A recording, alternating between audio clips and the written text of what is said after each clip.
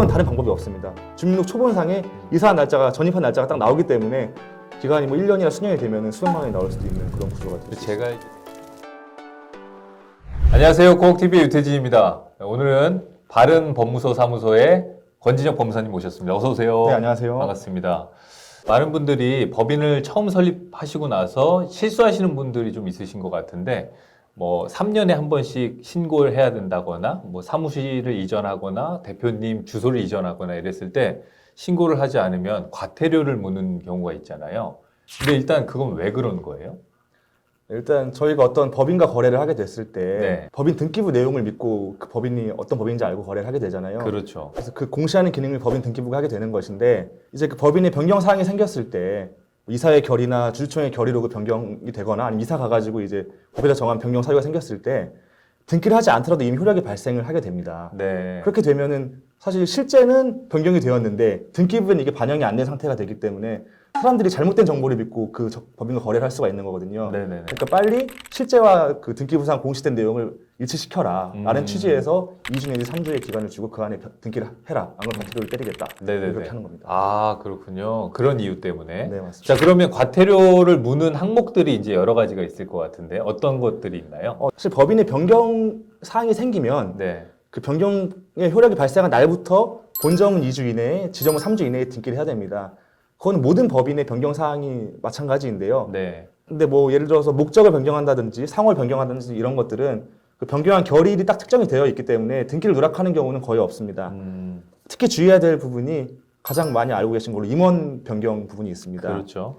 이사의 임기는 일반적으로 3년이고 감사의 임기는 그 취임 후 3년 이내에 최종 결산기로부터 3개월 내에 개최한 정기주주총회일입니다. 약 3년인데 약간 다르거든요. 네. 이때 임기가 만료되게 되면 본점에선 2주, 지점에선 3주 이내에 중임 또는 퇴임 등기를 해야 되는 경우가 발생할 수 있습니다. 굉장히 어려운데 그냥 단순하게 한 3년 이내에 그냥 하면 된다 이렇게만 알고 있었거든요. 네, 맞습니다. 그렇게만 알고 있어도 네, 거의 약 3년 정도라고 보시면 예, 되고 예. 그 만약에 기간이 다 다가오시게 되면 만약에 그 법인을 관리해주는 법무사님이 계시면 연락을 드릴 것이고 네. 본인 3년이 다 돼간다고 생각이 드시면 따로 알아보셔도 되는 거죠. 법무사님도 지금 이제 처음에 등기해준 법인들은 다 그렇게 관리를 해주고 계신 거죠? 아, 네, 맞습니다. 아, 그러니까 이제 보통은 이 실수가 없겠네요. 그죠? 이런 부분에 대해서는. 네, 그렇죠. 웬만하면. 네, 네. 그리고 그렇게 개인적으로 원래 거래하던 회사가 아니고 팩스를 받아서 알게 되거나 이런 곳들은 이제 사실 그렇게 맡기시는 경우가 더 싼 경우가 많아요. 이제 그런 데서는 이제 대량으로 그런 시즌마다 이제 직원이나 아르바이트생을 확충해가지고 네. 대량으로 이렇게 연락을 해서 업무를 처리하거든요. 아, 네. 근데 이제 좀 차이점이 있다면 그런 곳은 그렇게 한 번 하고 나서 관리가 안 됩니다. 예. 그 한 건을 하고 나서 나중에 내가 법인의 어떤 사항으로 문의를 하고 싶거나 상의를 하고 싶어도 그 사무실에 연락을 한다고 해서 잘 받아주는 게 아니거든요. 그래서 저는 만약에 정말 제일 저렴하게 하고 싶다고 하시면 그곳에 웬만하면 맡기시고 네. 지금까지 해왔던 것처럼 계속 관리를 받고 그때 필요하신 어떤 어드바이스나 이런 걸 받고 싶으시면은 선택을 하셔라. 아, 네네. 보통 지금 말씀해 주신 걸 놓치게 되면 과태료가 어느 정도 나와요? 네, 법에서는 그 500만 원 이하 과태료라고만 되어 있고 네. 판사의 재량으로 되어 있습니다. 그래서 저희가 기간이 지나서 등기를 하게 되면 그걸 알게 된 등기관이 법원에다가 통보를 하게 되고 법원에서 판사가 이제 직권으로 그 금액을 정해서 대표이사 개인 주소지로 네. 과태료 통지서를 보내게 됩니다. 그래서 사실 딱 정해진 기준이라는 건 없는 건데 네. 일반적으로 한 달 도가할 때마다 대표이사 10만 원, 이사 5만 원, 감사 3만 원 정도로 이제 책정되는 경우가 많고요. 네. 이사나 감사 여러 명이면은 그만큼 더해질 수가 있는 거고 세지겠네요. 기간이 길어지면 또 그만큼 곱하기가 되니까 네. 기간이 뭐 1년이나 수년이 되면은 수백만 원이 나올 수도 있는 그런 구조가 될 수 있습니다. 제가 알기로 이 과태료 나왔다고 바로 부과하지 않고 한참 있다가 한 3, 4년 뒤에 이렇게 날라오는 걸로 알고 있는데 맞나요? 3, 4년까지는 걸리진 않고요. 그 정도 되면은 누락이 됐다고 보시는 게 나을 것 같습니다. 네. 이게 가끔 통지가 안 되는 경우도 있고 등기관도 빠뜨리는 경우가 있기 때문에 네. 그런 경우는 아주 잘 넘어가시는 경우라고 볼 수 있겠습니다. 아, 네. 그리고 과태료가 나왔다고 해서 바로 납부하시는 것보다는 이의신청을 할 수 있는 제도가 있습니다. 그래서 이의신청을 하셔가지고 내가 그 당시에 이거를 할 수 없었던 사유, 잘 몰랐던 사유 이런 거를 좀 얘기를 하시고 네. 추적 한번 해가지고 잘 얘기를 하시면은 절반 정도 깎아주거나 이런 경우도 꽤 많기 때문에 네. 네, 활용할 수 있습니다. 임원 변경 한 가지 말씀해 주셨고 또 뭐가 있나요? 또 가장 많이 누락하는 걸로 네. 그 대표이사 주소 변경이 있습니다. 네네. 대표이사가 그냥 집을 옮겨서 이사를 하게 되어서 사실 법인의 주소가 옮긴 게 아니기 때문에 내 주소가 바뀐 게 법인 등기부에 또 바꿔야 된다는 생각을 못 하시는 경우가 굉장히 많습니다. 네네. 이사를 하게 되면 정신이 없기 때문에 2주 이내에 챙기는 게 굉장히 어렵습니다. 하지만 그걸 2주 이내에 안 하게 되면 이건 다른 방법이 없습니다. 주민등록 초본상에 이사한 날짜가 전입한 날짜가 딱 나오기 때문에 이건 어떻게 과태료를 피할 수 있는 방법이 대표이사님의 자택 주소. 다른 이사나 감사분들은 등기부에 주소가 나오지 않아요. 네. 그렇기 때문에 바꿔줄 필요가 없지만 대표이사만큼은 주소가 나옵니다. 그렇기 때문에 그거를 바꿔주셔야 되는데 네. 또 제일 많이 놓치시는 부분 중에 하나가 아파트 명칭이 바뀌거나 네. 건물 명칭 같은 게 바뀌었어요. 그러면은 주민등록 초본상에는 그게 바뀌지만 나도 모르고 살거든요, 이제.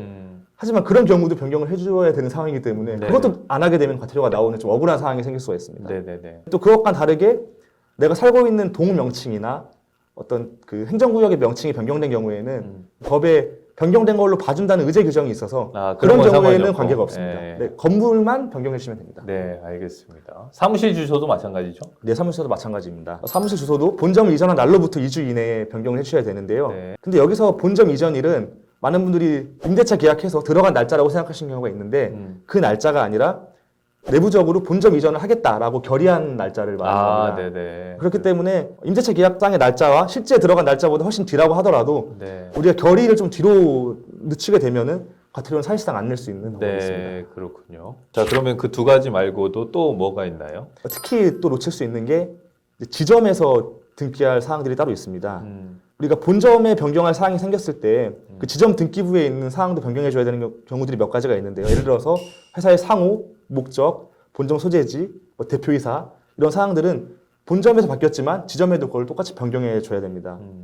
근데 가끔 이거를 굉장히 오랫동안 누락한 법인들을 보게 되거든요. 네네네. 그러면 상호도 바뀌었고 대표도 바뀌었고 다 바뀌었는데 옛날 그대로 나와 있는 겁니다. 그럼 이걸 어떻게 손 쓸 수가 없는 경우가 있어요. 이걸 지금 바꾸게 되면 몇백만 원 과태료가 나올 게 보이기 때문에 네. 일단 놔둬보자 하고 네, 이제 네. 자꾸 미루게 되는 네. 이제 그런 경우가 생길 그러니까 수 본점 있습니다. 관리는 굉장히 잘 되는데 네. 지점 관리 소홀할 수 있어서 네, 그런 맞습니다. 문제들이 생길 수 있군요.